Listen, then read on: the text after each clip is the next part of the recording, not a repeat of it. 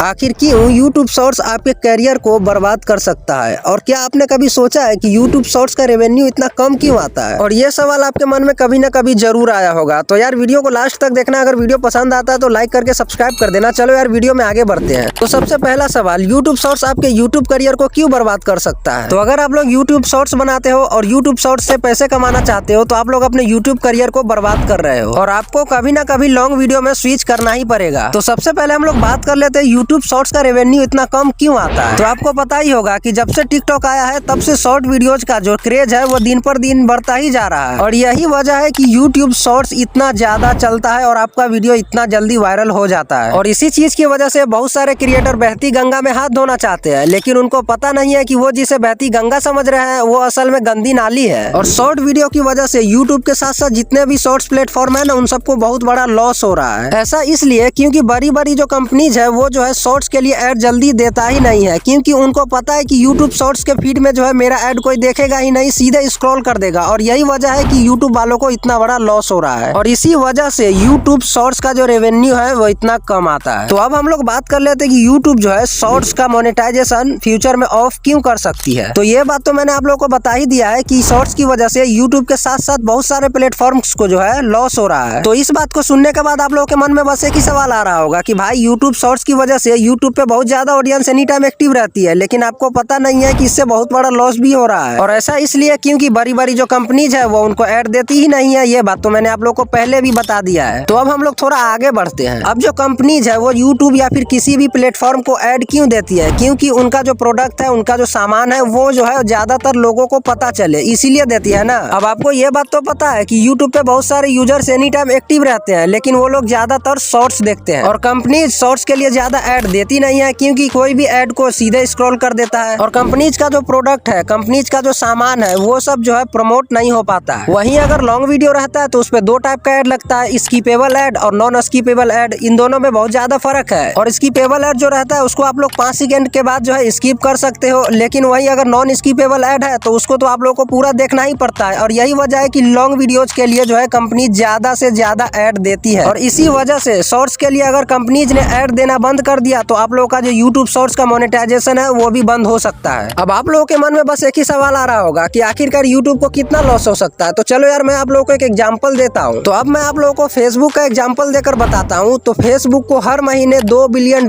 मतलब कि 16,000 करोड़ का जो है लॉस लगता है। तो अब आप लोग इस चीज से अंदाजा लगा सकते हो कि यूट्यूब को कितना ज्यादा लॉस हो रहा होगा। तो समझदारी इसी में है कि शॉर्ट्स से आप लोग जो अपने चैनल का रीच बढ़ा लो, उसके बाद जितना जल्दी हो सके लॉन्ग वीडियोज में शिफ्ट हो जाओ, वरना बाद में बहुत ज्यादा प्रॉब्लम खड़ा हो सकता है आप लोगों के लिए। वैसे आप लोग अपना ओपिनियन कमेंट में बताना, और अगर आप लोगों को वीडियो पसंद आया है तो वीडियो को लाइक करके चैनल को सब्सक्राइब कर देना।